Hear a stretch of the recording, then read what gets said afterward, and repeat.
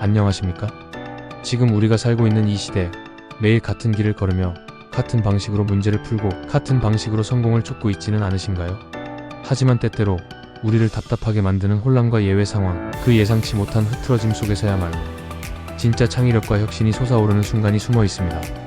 오늘은 바로 그 창의성의 본질을 이야기해보려 합니다.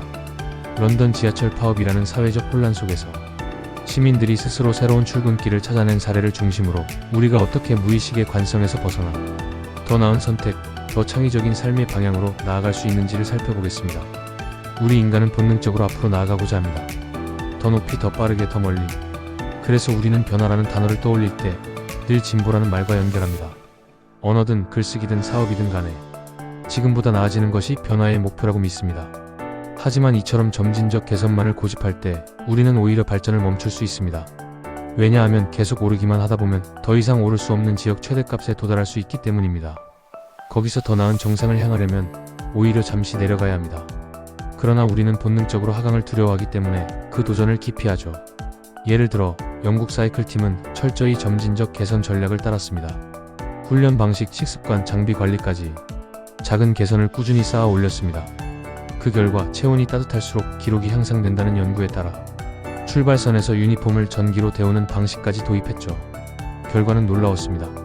2012년 런던 올림픽에서 10개의 사이클 금메달 중 7개를 휩쓸었고 거의 한 세기 동안 메달을 따지 못하던 뚜르드 프랑스에서도 2012, 2013, 2015년 연이어 우승했습니다.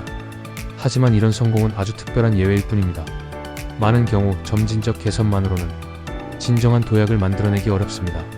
점진적 개선의 반대편에서 활동한 인물이 있습니다. 바로 스코틀랜드의 괴짜 사이클리스트 그램 오브리. 그는 무작위적 실험과 극적인 도약 전략을 추구했습니다. 오브리는 낡은 세탁기 부품을 뜯어 자전거를 개조하거나 기존엔 상상조차 하지 못한 자세로 자전거를 타는 방법을 고안했습니다.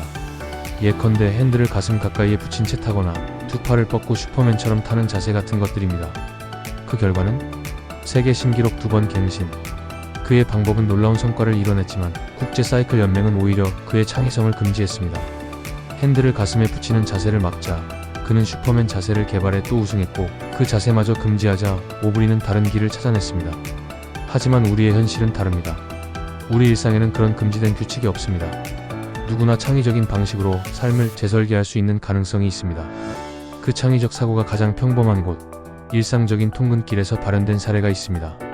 바로 2014년 런던 지하철 파업입니다. 당시 노동자들의 파업으로 270개 역 중 무려 171개가 임시 폐쇄되었습니다. 시민들은 갑작스럽게 대체 경로를 찾아야 했고 혼란과 불편함 속에서 수많은 사람들이 버스, 전차, 자전거, 걷기 등 다양한 방법을 동원해 출근했습니다. 당연히 불만도 많았고 짜증도 컸습니다. 하지만 파업이 끝난 뒤 예상치 못한 결과가 나타났습니다. 3명의 경제학자는 시민들의 교통카드 데이터를 분석했습니다. 그 결과 파업이 끝난 이후에도 20명 중 1명은 기존의 출근길로 돌아가지 않고 새롭게 발견한 경로를 계속 사용하고 있었던 것입니다. 왜일까요?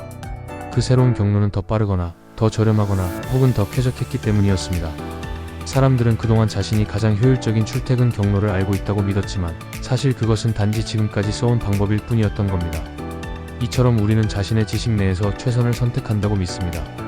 하지만 때로는 강제로 흔들리는 경험이 우리를 새로운 가능성으로 이끕니다. 몇 년 동안 이용하던 길보다 나은 길을 단 며칠의 혼란 속에서 찾게 되는 것. 이것이 바로 창의성이 일어나는 방식입니다. 우리가 매일 걷는 길, 매일 하는 일, 매일 반복하는 생각에도 이 같은 흔들림이 필요합니다. 창의성은 단지 머릿속 상상이 아니라 혼란이라는 자극과 기술이라는 도구가 만날 때 비로소 강력한 에너지를 발산합니다. 예술가, 과학자, 엔지니어, 그리고 평범한 직장인들까지 처음엔 이질감과 두려움을 느끼지만 그 낯선 골짜기를 통과하면서 이전보다 훨씬 더 높은 봉우리를 발견하게 됩니다. 물론 때로는 새로운 봉우리가 이전보다 낮을 수도 있죠. 하지만 때로는 상상하지 못할 만큼 높고 탁 트인 곳일 수도 있습니다. 자신이 전문가가 되어갈수록 우리는 같은 방식, 같은 도구, 같은 경로를 고수하게 됩니다. 그러나 브라이언 이노의 말처럼 그 익숙한 도구는 뿌리처럼 자리잡아 우리를 고립시키고 맙니다. 그럴 때 우리는 처음부터 다시 낯선 출발점에서 완전히 다른 방향으로 나아가야 합니다. 혼란은 불편하지만 그 속에는 언제나 변화의 씨앗, 창의성의 불씨가 숨어 있습니다. 지금 막혀 있다고 느끼시나요? 그렇다면 흔드세요. 바로 그 순간 새로운 가능성이 시작될지 모릅니다. 감사합니다.